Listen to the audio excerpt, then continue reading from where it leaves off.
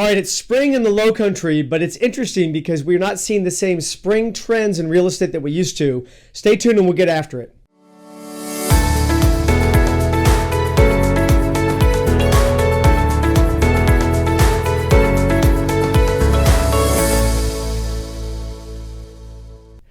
Okay, guys, so it's spring in the low country, a beautiful time of year. The marsh grass is turning green. The trees are turning green. Everything's lush. We just had the RBC Heritage Tournament. It looked fabulous on TV if you got a chance to take a look at it in person or on the television. It's just a really special time of year. But what we're finding is that the typical spring patterns of seeing new listings come on the market is not happening. And that's something we really want to have happen. In fact, probably no matter where you're seeing this video, inventory is kind of a challenge across the entire country, what we're hearing. I've got friends all over the country that sell real estate, and they all say one thing: there's just not enough property listed for sale. Same thing here in the low country. In fact, the number of new listings that have come on in the first quarter of this year is down 15% from the same quarter last year.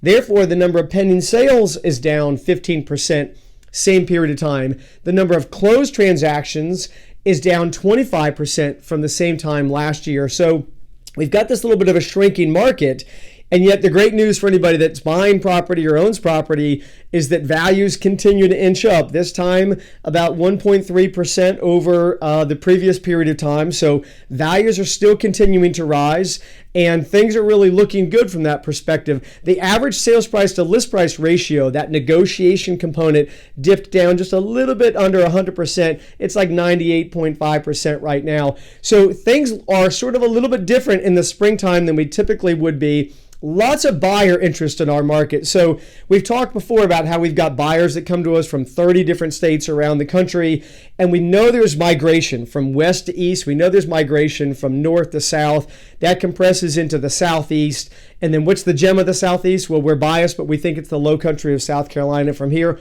all the way through Charleston, right? So it's interesting now that we're seeing a little shift in terms of the top 10 cities or origin of where people are looking at property online. So Atlanta is big again. We've got Boston in there. We got Raleigh in there. New York is still big time. So there's a lot of interest that people are looking at real estate. There's just not enough of it. So if you are thinking about selling, you own real estate in the low country now, it is just an incredible time to explore what we call the gift of time, flexibility of closing, flexibility of post-closing occupancy, getting a good price, and maybe trying to find a way to get sold without the hassle of actually being on the market. So a lot of things to talk about there. And of course, we've got our regular e-news that we're presenting to you as well. So we always appreciate what you guys are doing in terms of spending time with us. We hope you find the information that we're providing you to be useful, and we'll talk to you guys again soon.